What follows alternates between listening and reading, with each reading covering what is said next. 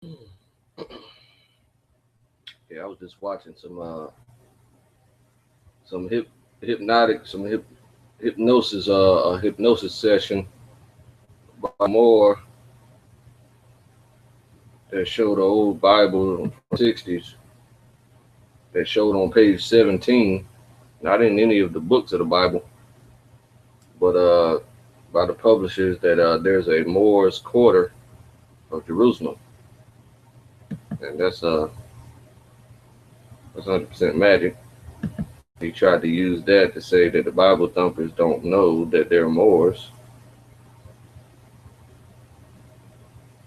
and I'm not impressed. So this is part five. I'm not seated by any old Yasharal, the keyboard warrior. So I don't know what I'm gonna do today, but I know there's a lot of material that I haven't even read myself. And in this brainstorm, I'm learning with you. And that's why I need your help to figure this stuff out. Because it's a lot to go over.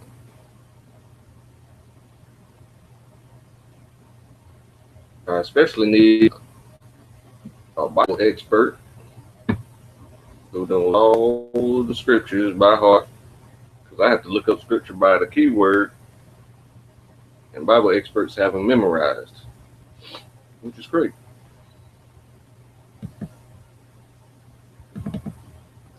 So I'm going to go to the Karen HUDES Twitter Q&A for one thing. I'm also going to look up the same situation, the same video that we reviewed part of yesterday. Hey, we smart. Yes, we is. We is very smart. When I say we's, I mean yous. Okay, let's see here. We'll search YouTube.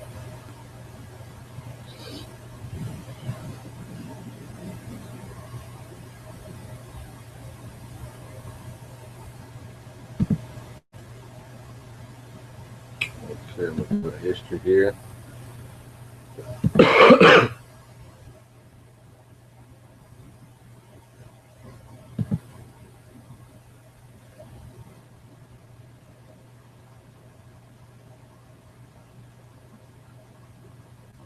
Let me read a little bit for you. Who is able and willing to end the corruption in the international financial system and bring the world's gold out of hiding? That is the question. Okay, now it's a loaded question because she calls it the world's gold, when clearly the gold is Solomon's.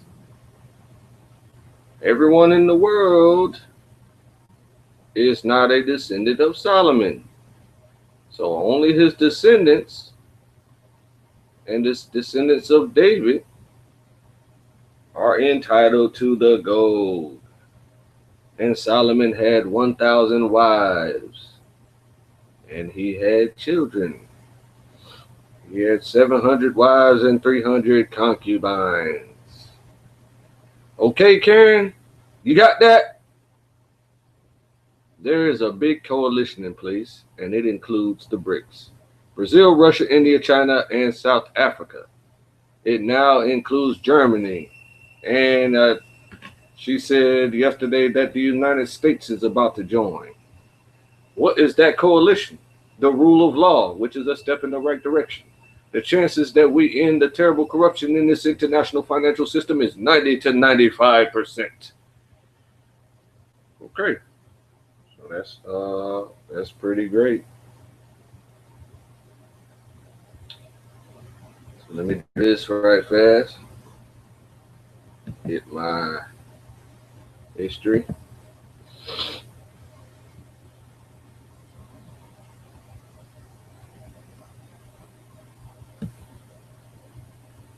Okay. This is one that I did this morning. Ancient Israelites as ancient Egyptians. You might want to check that out whenever you get a chance. And of course, I had to watch your boy Alizar Banloya, the Gorilla Hebrew. He did Esau, Cain, and 2/3 Decoded. But we're gonna go to the gold. Karen HUDES, Gold Out of Hiding. And we're gonna examine that some more. Oh, you just couldn't even see what I was showing you, huh? Okay. I'm going to fix that right now. Countries are part of this coalition. Okay. So let's go back. Let's go back to the top. Okay. Right here, I did Ancient Israelites as Ancient Egyptians, which was a discussion about Joseph, who Joseph is in ancient Egypt. It's real quick. It's not very detailed, but you'll get the picture. You know, I had to watch your boy Gorilla Hero, Esau, Cain, and the 2/3 Decoded. Sakari sit downs have really good lessons. So now I'm looking at Karen HUDES, Gold Out of Hiding. We examined this a little bit yesterday.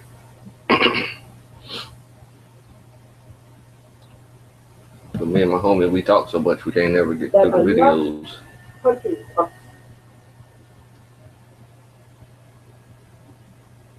part of this coalition, that we are taking back our rule of law. We're taking back our currency, we're taking back our wealth. That gold belongs to humanity, and it's not going anywhere but to humanity. That's where we are. It's not a bad place to be. Okay. See, that's what she wants. The world powers want to claim Solomon's gold and utilize it for humanity. That's what is supposed to happen with it. However, of course, they're going to misappropriate the funds. Okay? So, that's that.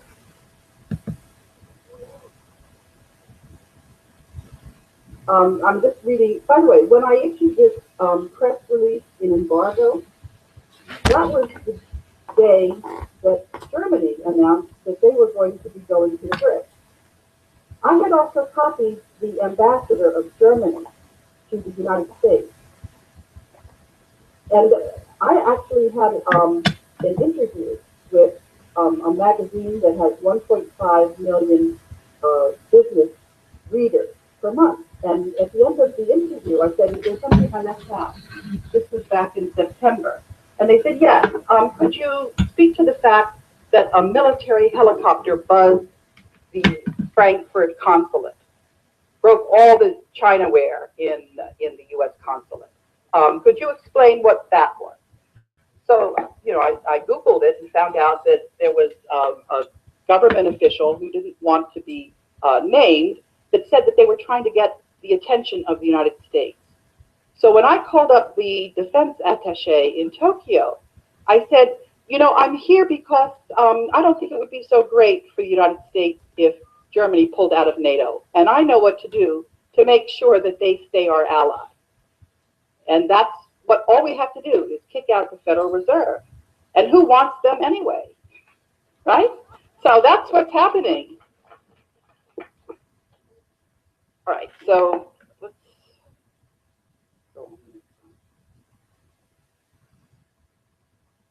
this is the, you can see, this is what I received back from the acting defense attaché in the embassy. This email is unclassified. So the next day when I saw that it had stayed in my inbox, because some of these sensitive emails, they'll land and then they'll disappear. But when I saw that that email was still there, I knew. But the thing about this power transition model, it's 90 to 95% accurate. What I've done in this next slide is, this is the threat from the CIA goon. It goes on actually a little bit longer, but this gives you, the threat. He's asking me to apologize to somebody called the doctor. And I put this up on Twitter, and then I found out that that doctor had been sued by Malaysia for fraud. So he wants me to put some fraudulent goon in front of the world's gold, so that they can steal the gold, and they think I'm going to do that. I'm not going to do that. Okay, now this is just one of the certificates. This is how we're going to put the banking cartel in bankruptcy. I don't think you can see the year 1934. Maybe you can. It's the next to the last line. This 17th day of August, 1934. So that's been accruing interest. That's ours. That's on our behalf. Now let me show you how I'm still standing before you. The fellow with the tie, that's Jacek Kugler. He's the political scientist who came to the World Bank with the power transition model that told me that we were going to have coalitions to form so that we could have rule of law. And at that point in time, this was back in 2004 that I ran that model. I didn't realize that Jacek had run the same model, but using the world. I was just using the World Bank. The heavens are applauding. Yeah. And the fellow on the right, that's Larry Garrison. He's my life insurance policy.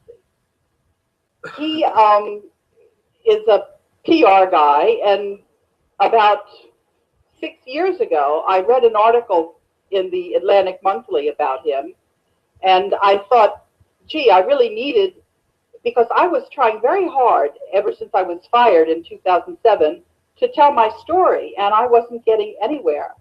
And I realized I needed a PR guy. And so Larry took me on, and then maybe 6 months after he was my PR guy, he started making noises like he didn't want to be my PR guy anymore.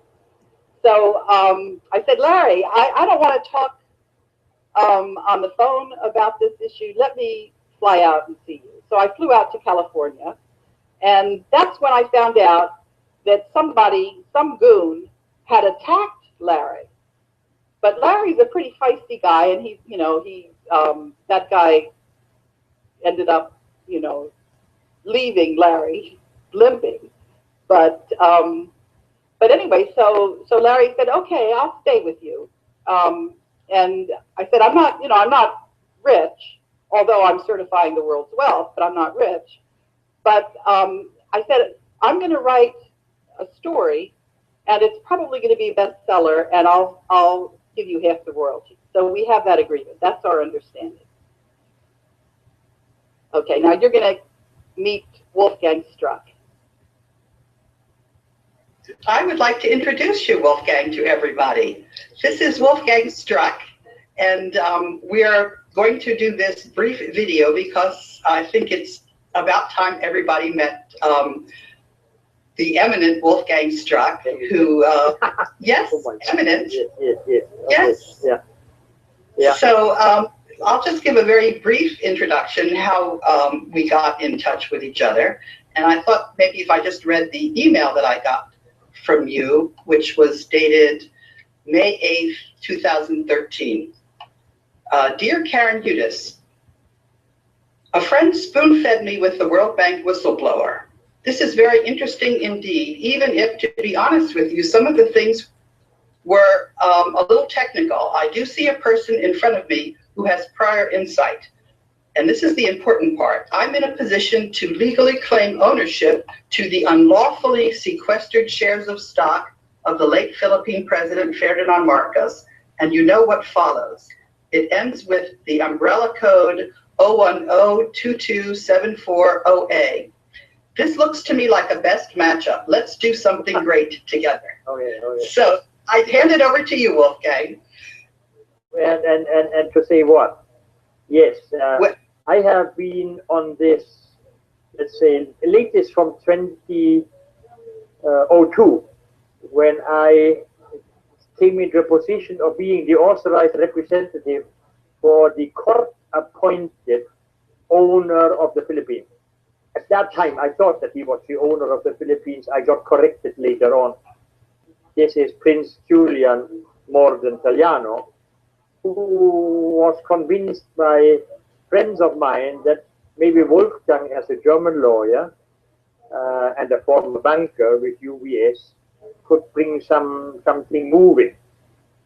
And I had a very big problem together with the presiding judge in the Italiano case. He said, Wolfgang, you have good ideas, but where is it? Where is the goal? Where are the accounts? And I did not know. Until I found in 2009, more or less by chance, by accident, I found someone his name is Floro Garcia. And I have no idea that that would be the key to the whole thing. I have no idea. I met a person, no read, no write. He had, I don't know what, he had two old or very old advisors, all of this. And I said, oh my God, what is all of this? But with my little advantage that I have, I come from UBS practically. I know what Marcos was about, more or less. I did for some time, I did some trading for UBS in my own office in number 2 Broadway in Manhattan, New York. When they told me at night what to do, I had a huge advantage. So I got married to a Filipina, come to the Philippines, and then I fall into this trap that everybody is trapping in, that everything is now a lie about Marcos. And they claim that Marcos was a dictator, that Marcos had stolen money from the Filipino people, and nobody dares to speak out. I was with a lawyer who is claimed to be a Marcos lawyer, Oliver Lozano, and I learned a lot from him. I learned a lot. I learned a lot also from other people. This is so complex. Nobody can understand. I can only say one thing. My sons asked me, Papa, what are you doing in the Philippines? I said, I better don't tell you because you will think that your father is crazy. I'm not. I'm just a boy from here in northern Germany, and I had 16 years, very nice years in Düsseldorf, in Germany, when I was officially appointed to be the broker in the Düsseldorf Stock Exchange for currency in the office of Heinz Bierbaum. Okay, that's Wolfgang. So together, Wolfgang and I have made an offer to each and every country to get their gold, and the idea is that the paper currency vanishes. It gets exchanged, actually. It doesn't just vanish, it gets exchanged. But the advantage to giving the world's gold back to the world's people through their currency is it's a number of advantages. One is that you're not going to have layers of government bureaucracy. All you have to do is certify to the mint, make sure that the gold that goes to the mint comes out of the mint. You need to know what the schedule is, and the people who are going to get their gold, they have to know when it's going to be delivered to them. They turn the currency, the paper currency in, and they get the gold. Now, it may take a while for the mint to mint these currencies. By the way, if you want paper currency or bills, there's a good technology called Aura, where you take the gold and you make it very, very thin, and you encase it with two plastic, like an envelope, and that handles just like paper currency, but it's actual gold. And that means that you don't have to pay interest on your debt. And but the other currency that you're going to have is you're going to have local currency. All of the local areas are going to be able to have their own local currency. And that means that all of the businesses and the people who provide local services will be able, it's kind of like a barter system. There's an economist named Silvio Giselle, and he has an idea that when you have those local currencies, you punish people for holding it too long. If you have it for more than a month, it loses its value. That means that the currency will circulate quickly. And what that does is it brings you full employment all over the place. There's not going to be a single unemployed person who wants to work. That's going to happen overnight, just in the most wonderful way. People are going to have fresh food, the local handicrafts, everything's going to flourish. And the way you do this is you take away something called legal tender laws. Those laws are there just to control people. If a person wants to accept currency and a person wants to give currency, that's all that you're going to need to know. And if a country doesn't want to have gold currency, and we're not talking about one world currency, each of the separate countries will be able to put their own picture on the gold, and it's their currency. They all say what the denominations are. And when an economy grows, there'll be more local currency and there'll be more gold to be given to them for that currency. Or if a country says, we don't actually want your gold, we have a lot of bananas, we're going to use our bananas as commodities to back the currency, that's fine too. So the idea is not to have control. The idea is to allow people's currency to be there just as a convenience for exchange. And I know that Michael Tellinger was saying that money is the root of all evil and we don't want money. There's nothing to prevent any country or any community from having their own system. The idea is not that we have to impose any. Okay, you see how she misquotes the Bible and says that she quoted a gentleman who told her that money is the root of all evil, when in actuality, greed is the root of all evil. So they are going to be the next utilizer of these resources. See, first it was Solomon, then it reached its way with channeled events to Bernardo Carpio, then through channeled events to Ferdinand Marcos. Okay, then Ferdinand Marcos put it into a trust by his lawyer Jose Rizal to Wolfgang Struck, who just spoke. Okay, so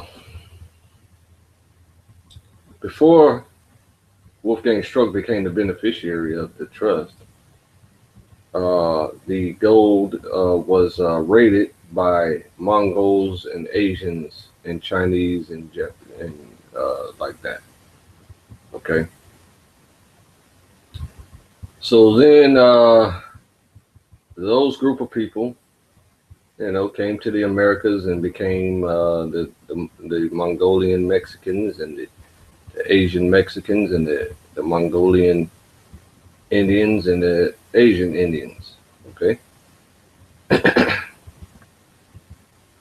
Okay, so during that time, the papacy uh, jockeyed for position for the gold and won somehow. I guess they have so many psychos on their team that they just beat the Asians and Mongols into submission. I guess. I don't know how that worked, but in any case, the Pope uh, took control of the gold. This was after Jose Rizal recovered all the gold from China. Okay.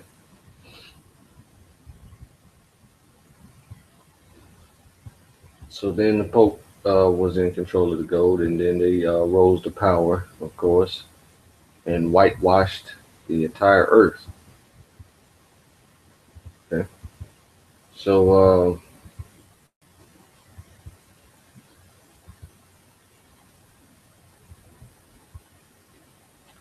that is who is in control of the gold now, because they're the ones who control the World Bank and IMF, you know, under those dummies who are psychotic Zionists, and they are not Zion at all. Okay. So the next step of the gold is going to go to all the world governments as she is proposing. So of course she's, probably an unwilling puppet, does not realize that she is being utilized that way, and is, as she stated earlier in this video, that she's being fed information. So she's just following the leads, following the bread trail, and doesn't realize where she's going. She's unaware that eventually, after the governments steal the gold and utilize it improperly and misappropriate it, as of course they will, then eventually the descendants of Israel are going to have control of the entire fortune and utilize it fairly and righteously. That does not mean that the government systems of the world are not going to be able to utilize the gold any longer. It just means they're going to utilize it properly, or they will, of course, undoubtedly utilize it improperly as usual. But with Israel ruling Earth, there will be a greater balance, and especially a severe amount of prosperity for the nation of Israel. And when I speak of the nation of Israel, I'm speaking about the people, the 12 tribes, the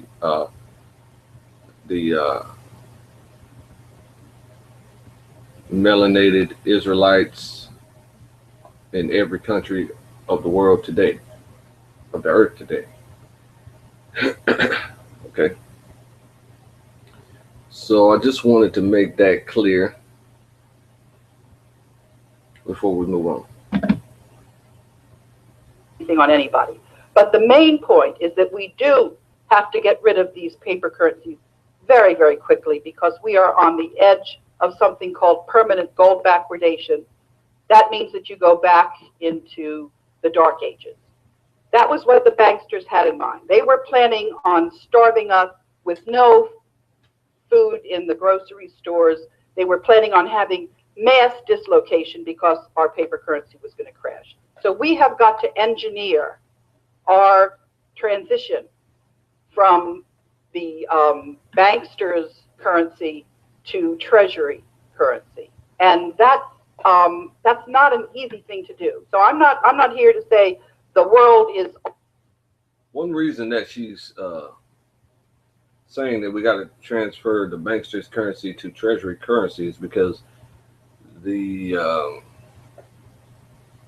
the governments realized that when they were formed, that the treasury is supposed to be the mentor of the currency for each particular country, and the banksters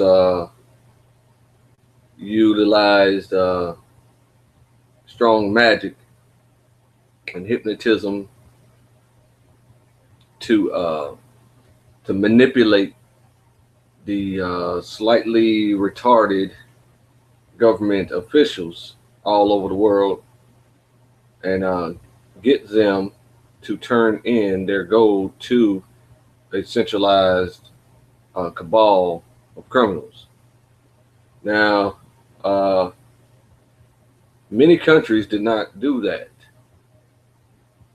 And since many countries did not do that, the ones who did turn in the gold to the centralized bank, the banks, the World Bank and IMF, headed by certain people,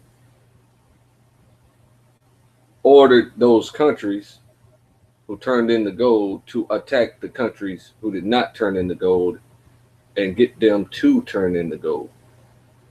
So that was quite a few countries, and all the majority of the world's wars since that time, since 1930 30ish, uh, is due to getting the countries who did not turn in the gold to turn in their gold to the World Bank and IMF. And now we're down to the last um, 2 or 3 countries who have not turned in their gold to the IMF.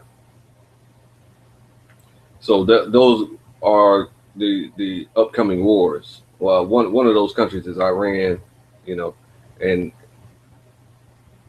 just like that's a Muslim country, the majority of the Muslim countries did not turn in their gold back then. It's not due to any type of particular wisdom. It's just that, uh, because the Muslim countries are generally confederate with the world powers and the satanic rule uh, in order to oppress Israel, which we found out yesterday was deemed as the perpetual slaves. They said Muslims were perpetual slaves, but of course, you don't see the Muslims being perpetual slaves to this day. They have their own countries, their own presidents, and their own land, and all these things. So, and their own law. So, but they are, of course, being hunted and going under that one umbrella, resisting uh, resisting that is futile. They're going to be defeated. The earth is going to be under one world government. There's nothing anyone can do about it. That is the way that the highest power wants it. It wants one world government, and that's just the bottom line. It's ordained to happen. It's prophesied in the Bible. The Quran does not prophesy anything because it's not the word of God. Okay. So the Bible tells us all these things. So people who trust the Bible know that it's going to happen and not to resist that process. Okay. So once the earth becomes a one world government, this is when a degree of ultimate freedom happens for Israel. Okay. So once that freedom happens for Israel, that is accompanied by our physical inheritance that has been collected by Israel and mined everywhere, and things like that. So, of course, the resources that were mined were utilized fairly throughout the ages until the conquerors started putting stipulations into place saying that wherever I conquer, I own. Wherever I mine, I own. Wherever I siphon water from a river, that river is mine. So I don't know how that's going to play out, how that part is going to play out. I don't know if the father's going to keep that in place or what. But I know that when the kingdom is built, which is already built, but when it lands here uh, and we live in the kingdom, then we're going to be fine, and everyone else is going to be living as they always have for all these thousands of years since Adam relinquished his power to Satan. Okay, so but it's not going to be uh, semi comfortable as it is today in America. It's going to be a much more violent than it is now. And as you can see, when you turn on the news, you see violence everywhere. Okay. All better. The chances that we manage to get our act together and get this done is 90 to 95% because we have coalitions, including Putin, including in the United States, the governments at the county level. But it's not going to happen automatically. People who understand what I'm telling you, you've got to be very active and get enough people to understand that we've got to make sure that this transition happens. So to give an analogy, think of the Titanic. We're in the engine room. We've turned the wheels. The iceberg is right ahead of us. We need the power, and the power is going to come from informed people. So that's where we are. We don't have. Huh. That is the most ridiculous analogy I ever heard. So if you're in the Titanic and you realize that the Titanic actually sank. All right. So if the Titanic sank, then what are you talking about? What? That means that you're not going to get any power from anywhere to avoid the iceberg. So why would you even make an analogy like that unless it's true? You're not going to receive the power from informed people because people do not care. They are filled with fluoride, which causes apathy. They are surviving day to day, week to week, month to month. So they are distracted from things of substance. So they are not capable of being informed because they're too busy trying to put food on their table at this time. So that the stress of putting food on their table causes an imbalance of stress. So in order to release that stress, they party after work every single day. They have sex multiple times to relieve stress per day. Or they might go out and maybe, rob someone for fun to relieve stress. You see, all these things are out of whack. So the only way the only solution to putting these stresses of humans, and these stresses of humans are causing stress on the earth as well. The sadness is transferred to the area wherever a person is at. The happiness is transferred to an area where a person is at. The wickedness that is utilized to relieve stress is transferred to the area where it's at, and that throws the weather off balance. The only solution to fixing all this is to return the resources that were stolen from the family of Israel back to the family of Israel. Her, Wolfgang Struck, and every government official that is at the peak of power, every secret society at the top of the pyramid, which is the Society of the Moon, the Society of the Sun, the Masons, Rosicrucians, the Jesuits, the popes, the Zionists, the Brotherhood of the Muslim Brotherhood, everyone who's a mover and shaker in these arenas knows 100% for a fact who the nation of Israel is. And even the dummies of the world, even a dumb person who watches stupid ass white programs every day and loving hip hop and all kinds of stupid ass programs every day, right? I like loving hip hop. I ain't gonna front on that. I like the game too. I'm not gonna front on those two shows. But at the same time, they're dumb. They talk about nothing.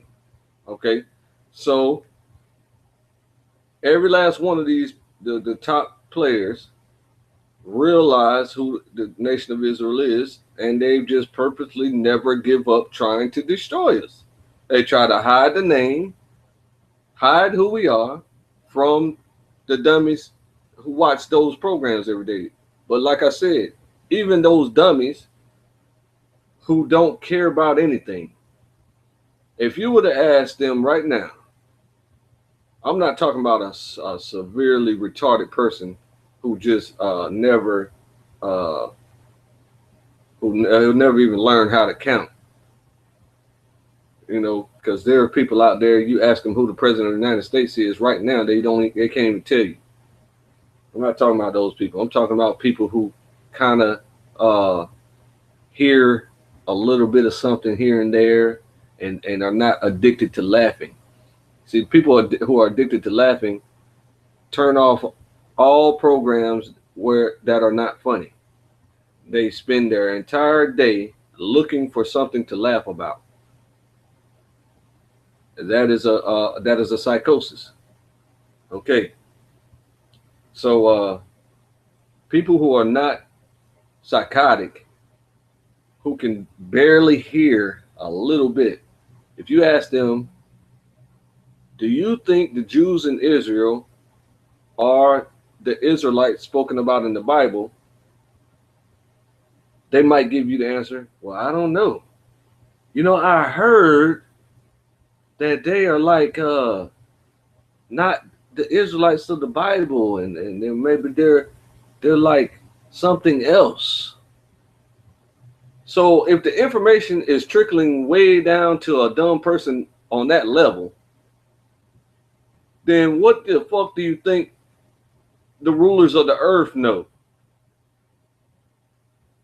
They have systems in place to listen to every single email, every single communication, every single phone call on earth. They monitor it. They watch it. They look at it. They know everybody. They know what everybody's planning, what everybody's doing. You say anything about a bomb, it's going to pop up in that system.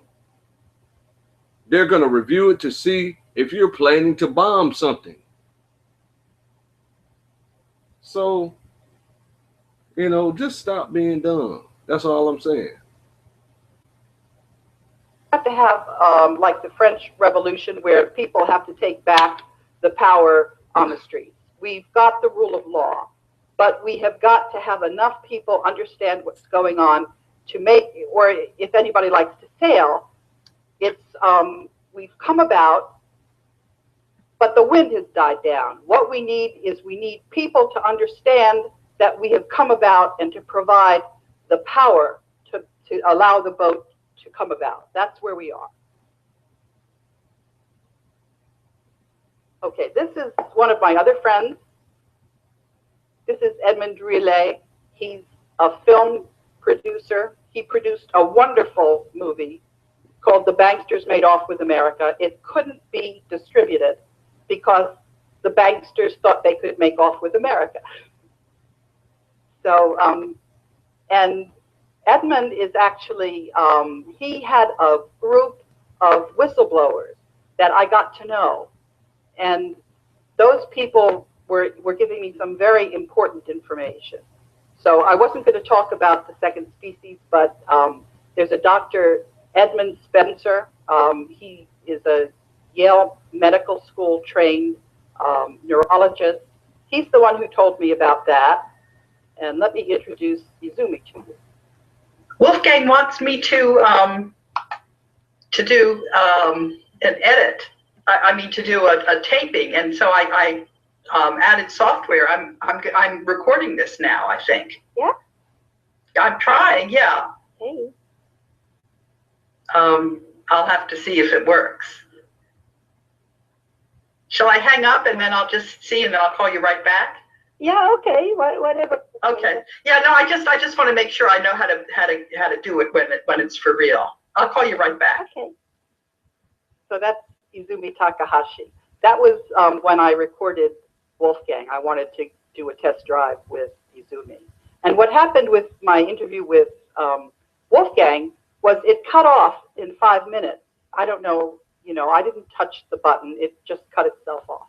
But Izumi Takahashi, she's a journalist, a Japanese journalist, who her original job was she was preparing Japanese students for the college entrance exams, which are very serious if you're a Japanese student. And her field is classical Japanese literature. She was so popular that the students were all lining up because she was teaching her students critical thinking. And so she became a television personality. They realized that she had something very special. And so she became a journalist, and she had her own weekly articles. And then people decided that she was maybe too dangerous. She was teaching people how to think for themselves. She was a real journalist. And so she had to leave Japan because she had a terrible health situation. And but anyway, she stayed in Japan to make it possible for me to do my work. So that's Izumi. Okay, let me talk about the power transition model a little bit. It is developed in the Department of Defense, and I spoke to Chuck Hagel about this in 2008 when he was a senator for Nebraska. And at that point, what was going on was I had been fired. I knew that the power transition model was saying that the United States was going to lose something called the Gentleman's Agreement. That existed for 66 years. It meant that the United States could single-handedly pick the president of the World Bank. And I knew that that was going to fall by the boards if the United States did not observe the rule of law in the World Bank. I knew that it wasn't observing the rule of law in the World Bank. In the end of the 1990s, there was a special committee that the board appointed because they could see that the personnel practices were corrupt inside the World Bank. So I was part of a committee. We brought in Alberto Bazan from IBM, and the idea was for Alberto to find which managers needed more training, which managers needed to be promoted, which managers needed to be fired. He came, well, at the end of that exercise, I said, well, now that we're bringing in Alberto, we also need to have a monitoring mechanism to see whether the reform is taking hold or not. And they said, no, we don't need a monitoring mechanism. And that was one of the reasons why I started to get really concerned, because some people say, well, Karen, you're just lately on the scene. But the fact of the matter is, as soon as I started seeing how the World Bank was out of compliance, I was doing what you're supposed to do as a lawyer inside an organization, which is to say I was going up the corporate ladder. And it was only when things weren't working at that level that I then went to the next level. And it was only after I exhausted all of the administrative remedies inside the World Bank. I went to the audit committee inside the World Bank, and I'll read a statement of the chair of the audit committee for you. I also went to see Jim Wolfenson, who he was the president at that time. And what I was reporting was I had been working on the Philippines, actually. I was the country lawyer for the Philippines. When I first joined the bank, I was the country lawyer for Jordan and Yemen. That was an incredible experience. I was there for 10 years. I started trying to work on water projects in the Middle East to try to get more water to the Palestinians. And that was when I got reassigned to the Philippines. It was kind of hard. You try to do something right, and the minute you were doing it right, you got reassigned. But anyway, so I went to the Philippines. And then what happened in the Philippines, this was at the end of the East Asia financial crisis. And there was a large bank in the Philippines, which ended up getting sold to a man who owned a borrower in default to the bank, Philippine Airlines. His name was Lucio Tan. And so I went to the man who was in charge of the lending program. He was called the country director. And I said, you can't sell a bank to a borrower in default. Are you out of your mind? And I got reassigned. And I didn't accept that. So I went to the meeting where they were saying whether or not they were going to disperse the loan. And I said, the conditions haven't been met, so you can't disperse the loan. And there was the man who was the vice president in East Asia, and he knew that I was going to go to the board and say that the loan had been dispersed without the conditions being met. So they had to hold up that loan. And then what happened was the people in the Philippines whose money was on deposit in that bank got nervous because the borrower in default owned the bank. And so they withdrew their money. There was a run on the bank. So the government had to bail out the bank for $500 million. And then we held up our loan for $200 million. And the Japanese held up their loan for $200 million. That's $900 million worth of bad loans. And then when the World Bank Evaluation Department evaluated the project, they said that the World Bank could not have anticipated that this terrible thing was going to happen. And so I went to the evaluation department and I said, here's the email that I wrote to the country director. Of course, we could have anticipated it because I did anticipate it, and you're lying to the board, and you're doing a cover-up inside the bank. And you can't have a cover-up in a bank. So I just sort of sat there fuming. And then there was the people who were the general counsel at the World Bank kept getting fired by the board. The board was not happy at all this corruption. So there was an executive search firm, and I wrote something that they thought, well, let's interview this lady. And during the interview, they asked me, they said, why are the general counsels leaving all the time? I said, that's easy, because the place is corrupt, because there's no compliance. And if you're an executive search firm, and you're told that there is no compliance, that means that you have got to fill the position with somebody who brings that organization into compliance. So I didn't get the job, right? So that was when I went. I had been going to the Treasury Department. You should see what I wrote to the Treasury Department. And the best part about it was Larry Summers. He was the Secretary of the Treasury. Well, his kid was in the same elementary class as my kid. So as these things were going on, and as, for example, with what was going on with the bad personnel policies, I would chase after him at every PTA meeting. But I have to confess, there was one PTA meeting where I really blew it, which is one of the times that they were filling the general counsel position. A friend of mine said, oh, I know somebody who's a candidate. He's really quite good.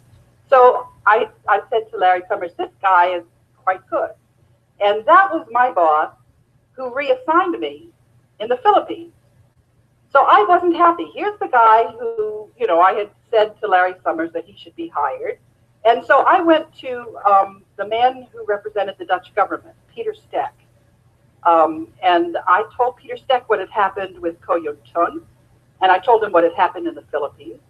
And he, at that point, he had started out being the chair of the audit committee of the board, but later he became the chair of something called the Committee on Development Effectiveness. So then I told him what happened when I tried to correct the evaluation department when they were lying to the board about the Philippines banking sector reform law. So Peter Steck, the two of us went to see Jim Wolfenson. And, you know, I'll never forget that. Here's this huge desk. You know, it's kind of like in The Wizard of Oz. It really is like The Wizard of Oz. So I'm, you know, at the way end of this huge desk with Peter Steck, and here's Jim Wolfenson. You know, there's the Wizard of Oz's projector screen is rattling, and so Jim Wolfenson said, yes, I'll take care of it. His way of taking care of it was to tell Ko Yung Tung that I had been up there to complain about it. So of course I got fired, but you know, anyway, I was actually surprised that I was fired because Peter Steck was helping me. Now let me fast forward. At a certain point, when you look at the cases that I was suing the World Bank, I was suing a bunch of people. I was suing the auditing firm KPMG, because when KPMG was brought in to audit the World Bank financial statements, they wouldn't let me speak to the audit team. Now, that's a breach of the audit standard. So I sued KPMG. And of course, I sued the World Bank because I was a bondholder. That meant that they were not immune. I was also suing the insurance company, the medical insurance company. I was suing them because what did they do? They told the World Bank evaluation department the name of I went to a marriage counselor. You know, that's kind of water under the bridge. But anyway, they told the World Bank health department the name of my marriage counselor. And that health department called up my marriage counselor to tell them that I was nuts. Well, I didn't like that. So I sued the insurance company that's not allowed to tell the World Bank health department who my marriage counselor is.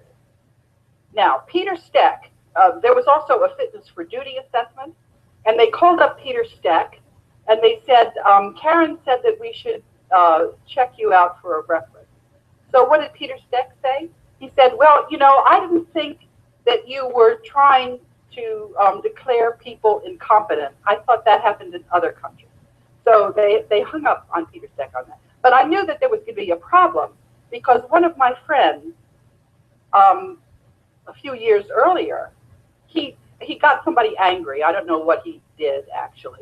But the next thing he knew, he was in a taxi cab to an insane asylum. And the doctor who was in charge of that place, he was involuntarily committed. The doctor who was in charge of that place was the same doctor who worked in the World Bank medical department and wouldn't certify him to leave the place. And the guy, you know, that guy didn't really recover that well. It was, you know, it was kind of a bad experience for him.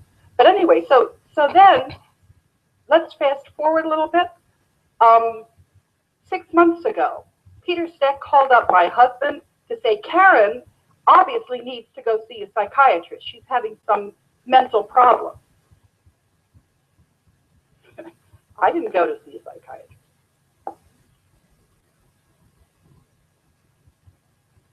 All right, let's talk about the power transition model, how accurate it is. The forecasts produced by the model were shown to be both more specific and more accurate than the results generated by the Directorate of Intelligence. And the reason why is because what this model does, and I was the one who gave the information to develop the model for rule of law. You have to say, somebody who knows the situation very well has to say, who are the stakeholders? That means, who are the groups that influence the issue? Where do they stand on the issue? How powerful are they? And how important is that issue to them? So for example, the president could be one of the stakeholders, but since there are so many issues on the president's desk, you have to try to guess where in the pile of issues on the president's desk that particular issue is. So I modeled rule of law inside the World Bank, and that's that's where you can see. I was going to try to show you all what my estimate was. I could tell you which of the countries I thought were more in the favor of rule of law.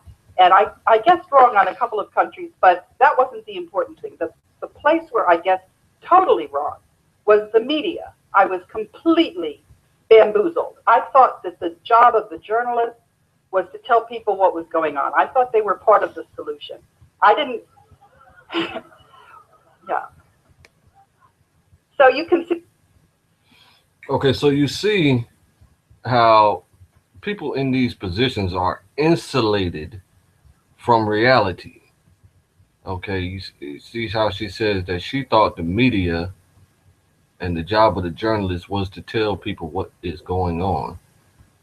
And the crowd just burst out into laughter because the crowd is semi-aware that the media is uh, only tells you about complete 100% bullshit. They don't tell you anything of substance on the media, and people who study the media realize why that's the case, and that's the case because the 99% of the media is owned by uh, the Zionists, so they control the media. So it's a number of world players who control particular things, but the Zionists, of course, are on top of uh, the rest of the dummies because they're just smarter than the rest of the satanic world.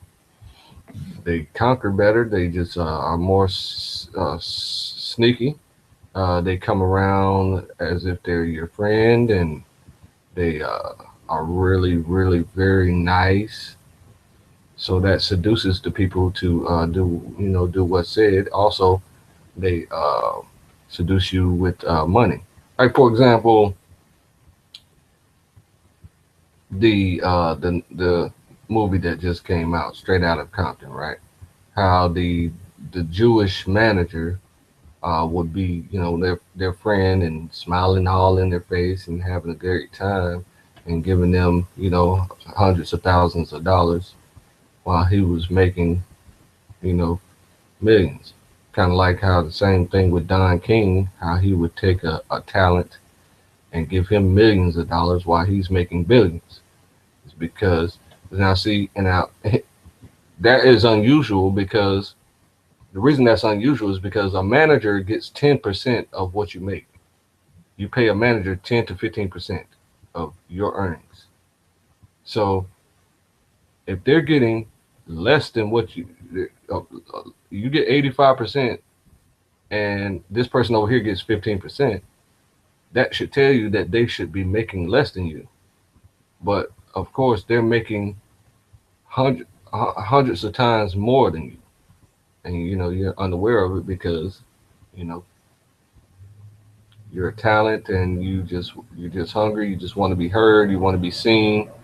You want to be recognized. You want to be special. You want to be important. All that pride makes you angry in the end because you got played. You still made millions of dollars, so you kind of look at it as, oh man, it's not so bad because I made plenty of money and I'm happy with that. But in reality, you were played. The scales were unbalanced, and you deserve to address that to the person who played you. You see, you also deserve to kill the person who played you. So this is what's happening everywhere, and some people are kind of catching on slowly. That's cool, but I just can't wait until that day comes where uh, the the descendants of the biblical characters, the descendants of Jacob, kind of come to an awareness on a mass level that will allow us to form a proper government, have elections, elect a leader, get the leader to prophesy to uh, the, the the leader of the satanic world, so that we can finally become free from their rulership. Because it's our responsibility to become free. Yeah, I had a pretty steep learning curve. Okay, but let me give you the next slide. You're going to love this one. This is from Jacek Kubler's model. He did the same model in 2004, but he was looking at the country. I was just looking at internal inside the World Bank, and I didn't know at the time actually that Jacek Kubler had done this model. Specifically, a gap between the United States and Germany, the leader of Europe now and into the foreseeable future, generates frictions and dissatisfaction within the Western alliance. This dissatisfaction in turn raises the potential of a challenge between the US and an emerging giant in Asia. Contrast this structure with the alternative that was emerging after the war in Afghanistan. A German-led EU was coordinating anti-terrorist efforts with the US, Russia, France, and Japan, seemed to be participating in an expanded NATO-EU Atlantic alliance. China was now neutral. Given this structure, the potential challenge from a dissatisfied Asian power could be delayed until the end of the century. So where are we? Whenever you hear somebody talking about the Dragon family, just think CIA. Because China is actually ruled by the Knights of Malta. Yeah. So the question is whether we have a currency war and China comes up way fast, or whether we have this alliance, the BRICS alliance, with the United States minus the Federal Reserve. That's our choice. And do you think we love the Federal Reserve so much that we want to keep them? I don't think so. I think we're going to be right on track for rule of law. I don't think we're on track for a currency war in China. And the next slide, this is what Jacek sent to me on my model of rule of law. And this is actually where we are right now.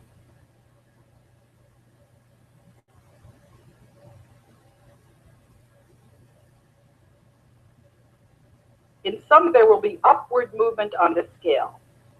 The president, that's actually the president inside the World Bank, that's the banking cartel. The president will cave to political forces and the overall bank will compromise either at 50 or 70, depending on who can be contacted to press for the desired outcome. So our job is to press for the desired outcome. It's really up to the citizens of the world whether we press for the desired outcome. That's where we are.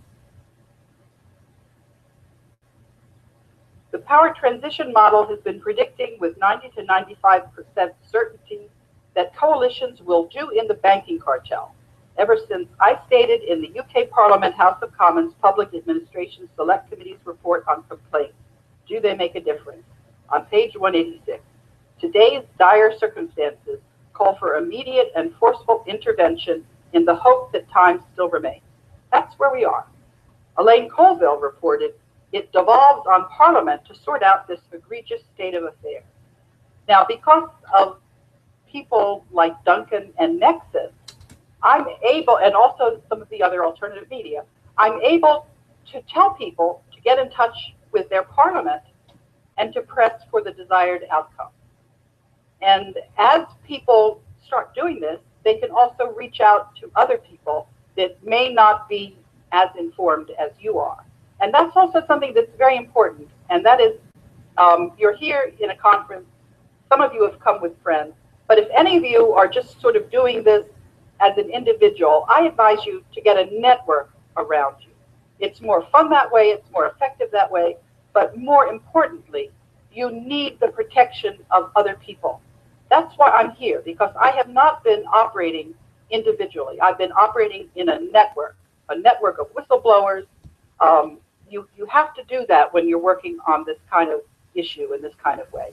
And the other thing is you have got to be, you'll be getting a lot of information from different people. Don't just take something because somebody sounds convincing.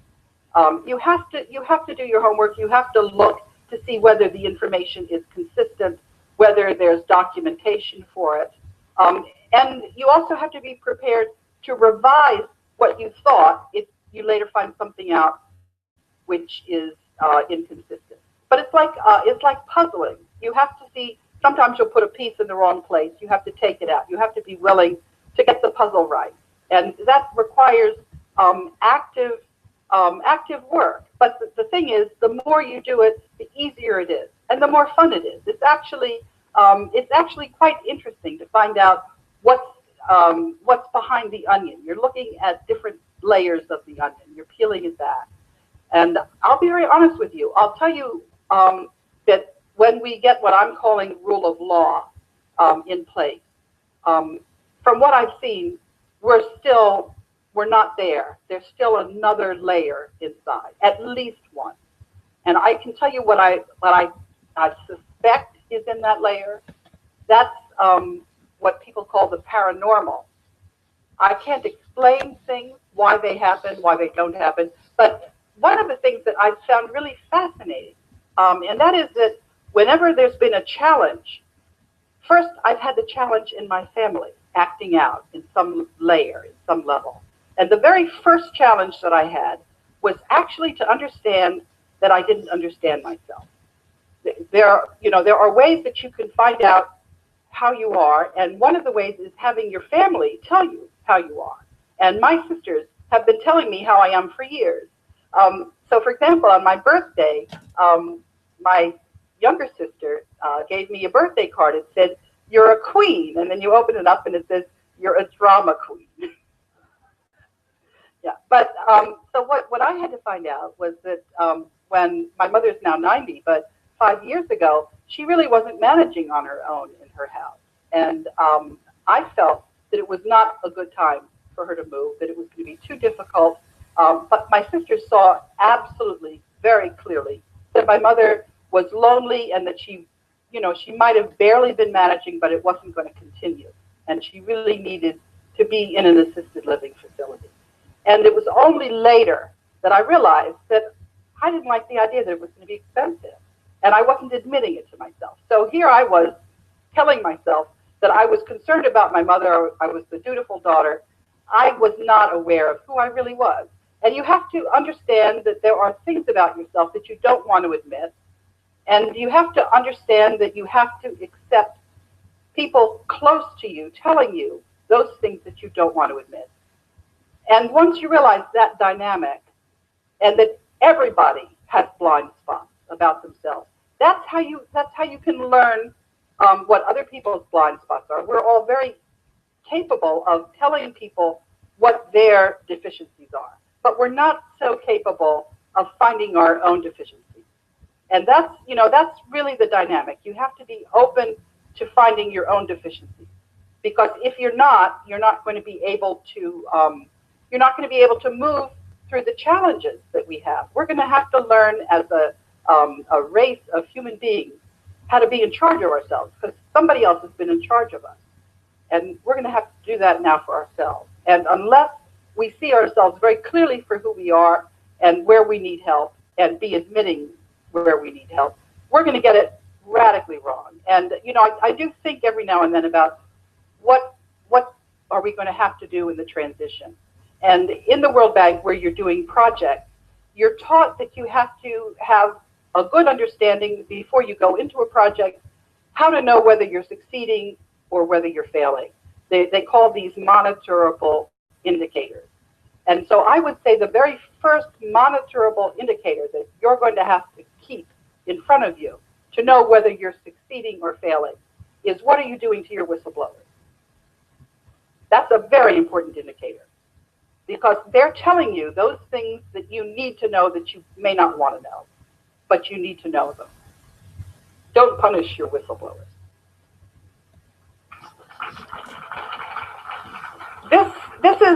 from Peter Stack.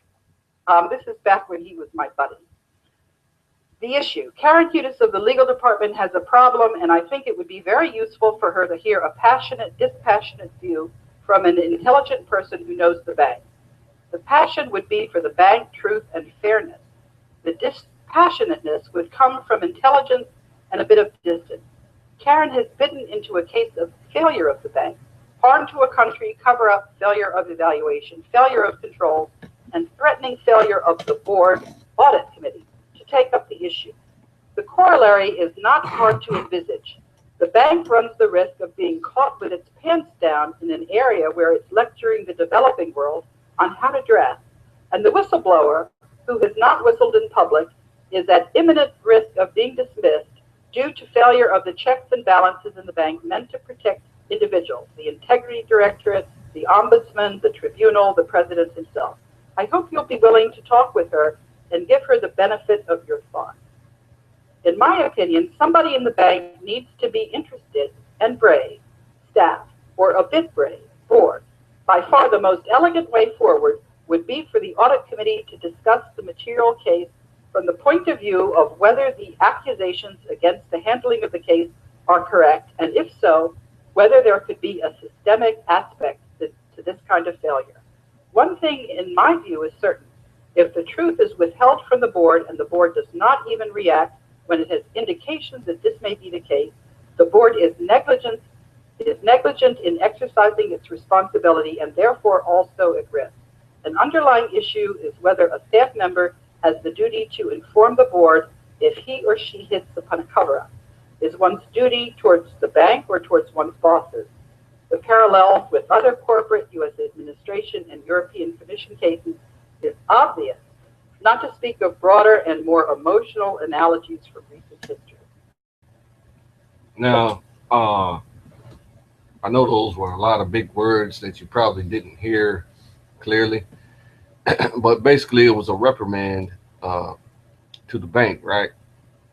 And see, you notice how you have to speak to these old people who have learned all the ways of the world.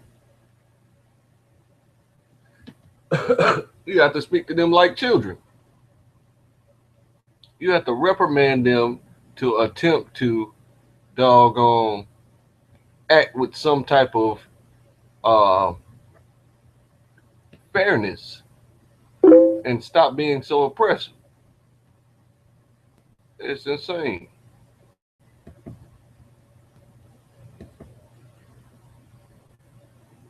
So got somebody want to get into the sit down here. Let me see if I can get them in here.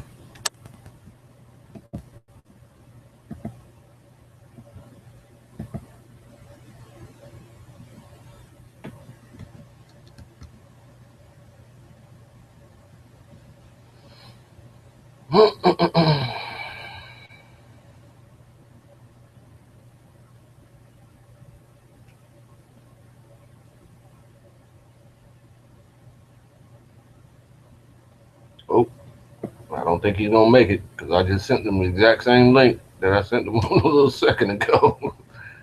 Oops. I mean, that's the only link I got. So look at the rest of this stuff. Nobody wants to join in. Okay. Cool. I'm cool with that. Alrighty. So let's get back to the show. So that's in the beginning of the cover-up, and I'm just simply there to report that the bank is not in compliance. And as long as I say the bank is not in compliance, that means that every single minister of finance is their job to fix the problem. And I also went in the United States to the attorneys general in the states. And when that didn't work, I went to the governors. And when that didn't work, that's when I went to the county executives. So each and every government is now on notice that they have to end the cover-up of corruption. And that means that we're on track for rule of law. We can hold them accountable. These are nice pictures of a model that was done at the Federal Institute of Technology. Three mathematicians looked at the ownership of the companies on the capital market. And what they found out was that there was one network of corporate control. And this is at the very center, it's the Bank for International Settlement. They control 40% of the economic value of the corporation. And the way they did this, it's not spent 40% of the... Wait 1 second here.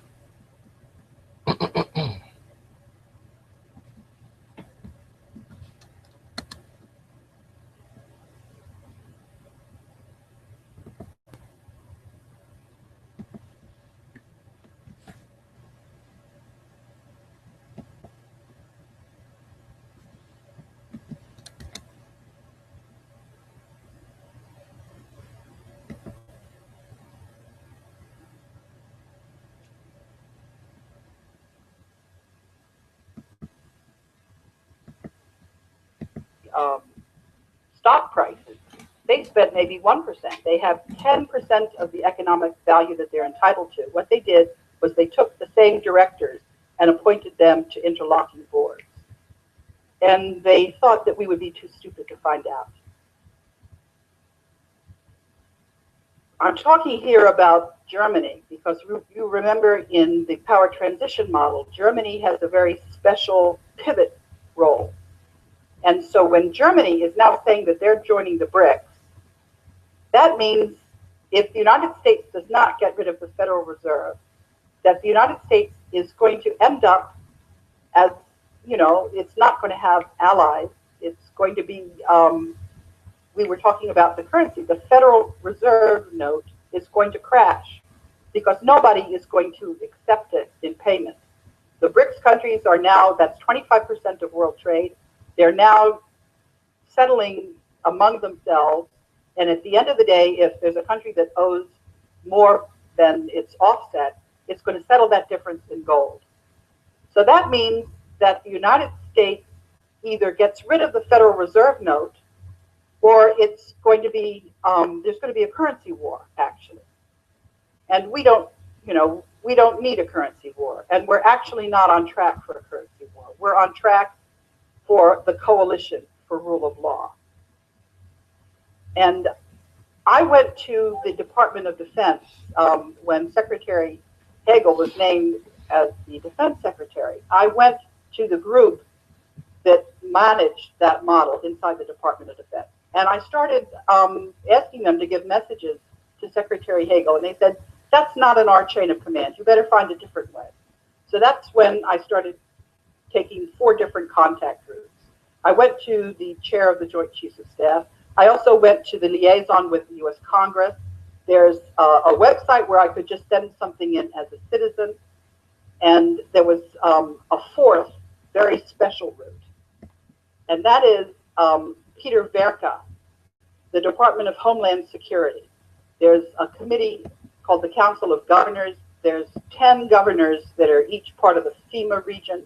And I would go to that group. And, you know, I've sent them about 40 different letters. And they kept responding. You know, they would say, you know, just this is not worth responding to. But, of course, what I do is I then tweet what I've been sending to the Department of Defense. So everybody sees it, whether they want to respond to it or not. And what I've said to that group is I've said, your job is to maintain order. And you can't maintain order if the Federal Reserve note crashes. So you had better replace the Federal Reserve note with this currency. Why wouldn't you accept the gold that's being offered to you? Does that make any sense whatsoever? And they haven't gotten back to me. Now, let me give you a little flavor of my relationship with the board. I speak Dutch because I studied economics in Holland. And the reason I did that is because I was graduating from college during the Vietnam War era, and they said, love it or leave it. I said, I'm out of here. So I went to Holland, and anyway, so I speak Dutch, and I happened to be back in Holland when the man who represented the Dutch government, Herman Wijffel, was complaining because when there's a president of the World Bank, Paul Wolfowitz, who got fired by the board because he gave a 30% pay raise to his girlfriend, Shahariza. And the board didn't like that, and they fired him. And Herman Wijffels was the one whose job it was to organize the board to fire Wolfowitz. So I happened to be in Holland, and this is what Herman Wijffels said in the Dutch newspaper, in Dutch. Herman Wijffels says that his past was delved into in a shocking manner this year. According to the man who formed the current Dutch cabinet, this took place during his work at the World Bank, where he chaired the committee that looked into the controversial dealings of bank president Paul Wolfowitz. Wolfowitz had to step down following Wijffels' inquiry into Wolfowitz's possible conflicts of interest. Wolfowitz had given his girlfriend, who also worked at the bank, a very large raise. According to Wijffels, third parties tried to surface issues from his past which might have discredited him. What does this mean? Do you remember Elliot Spitzer, who went to the New York Madam? Well, some of the board members patronized that same place of business. And they were told if they fired Paul Wolfowitz that this information was going to be made public. But the fact of the matter is those board members, they just went ahead and fired Paul Wolfowitz. But when I found out about this, I went back. Remember, I had been in contact with the Senate Committee on Foreign Relations. This was I think it might have been right after I was fired. So I went back to them and I said, are you out of your mind when you've got this power transition model that says that the U.S. is going to lose its leadership at the bank, and you're blackmailing ambassadors? This is not a winning strategy. And so what happened was they told me, well, Karen, why don't you take the message for us to the Treasury Department? So I did, and I actually, if you go on my website, you'll see the letters that I wrote. And what I later did was I took this fact and I sent it to all of the UN missions.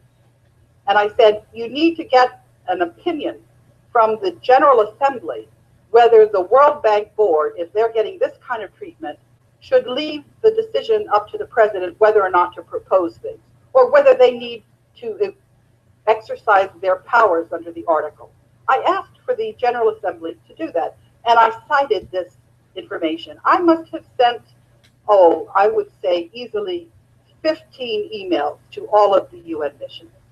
So when I wrote the letter to the embassies in Tokyo, I said, by the way, I've been writing to you guys forever. Here's what I wrote to the New York missions. Here's what I wrote to the Washington embassies. And I've got that stuff all there. So I'm right in the very heart of the international financial system. And I'm sort of shining a light, just like Toto's, the dog. I pulled back the curtain so everybody can see that there's nothing but corruption. There's no there. And to drill it down a little better is, you've got the legal profession and you've got the accounting profession. Now, way back when I was inside the World Bank, I had a meeting with the president of the American Bar Association talking about rule of law. We were going to set up a rule of law commission. So I kept going back to the American Bar Association. I kept saying, things aren't working here. Was getting absolutely no response. About a month ago, the American Bar Association Journal, this is read by about 1 million lawyers in the United States, had an article talking about something called sovereign citizens. Now, these are citizens who are angry because, I don't know if you all understand when you have a baby and you get a birth certificate for that baby.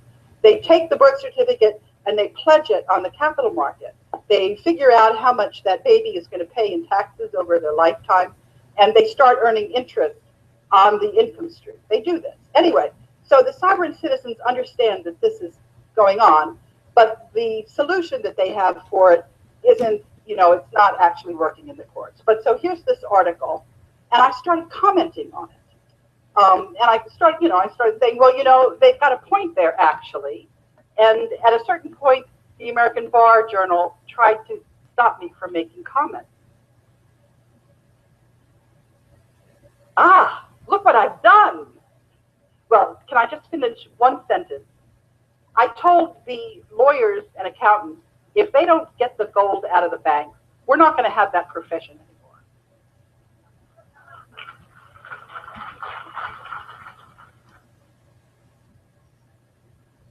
anymore. So as you can see, she had mentioned the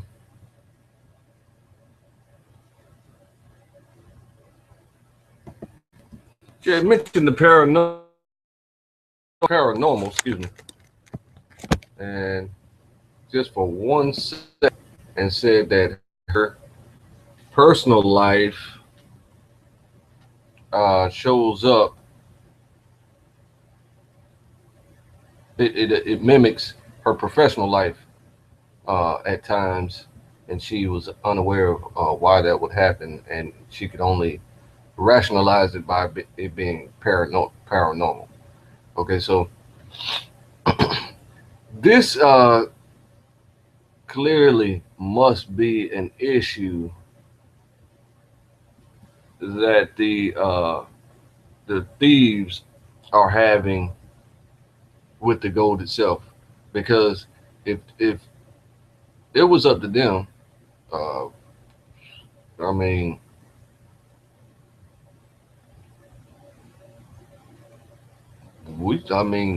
the populace of the earth should have been pared down to 500 million, like the Georgia Guidestones say, a long time ago, because they stole it a long time ago, stole the money a long time ago.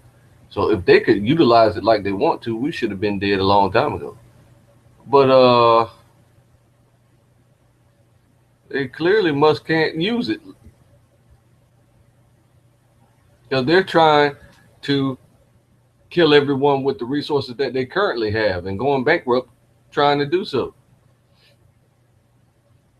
So now the Solomon's resources are, I mean, so much greater than their resources. That's why the Father says the nations are as a drop of a bucket. They are nothing and less than nothing. You see? So I just wanted to make that clear, that they clearly can't use the gold due to paranormal situations. What the secular scientific community calls paranormal, which what we call favor. The Father looks out for us, and so once one of us in our proper persona approaches them, they should be more than happy to relinquish the resources to us, because they realize full well that they cannot use it, and when they try to use it, people die automatically. And then once it gets into our hands, they're gonna assume that we're gonna be the ones dead automatically. But it's our resources, you see. And since it's our resources, we won't die. That's your problem. So I might cut it short here today, part 5, and then get into some other links in the Twitter. You know how she told you that she likes to Twitter a lot. So we'll get into those links in part 6 tomorrow. It's Nazir Devar, Emil Oz Yasharal, the keyboard warrior. Peace.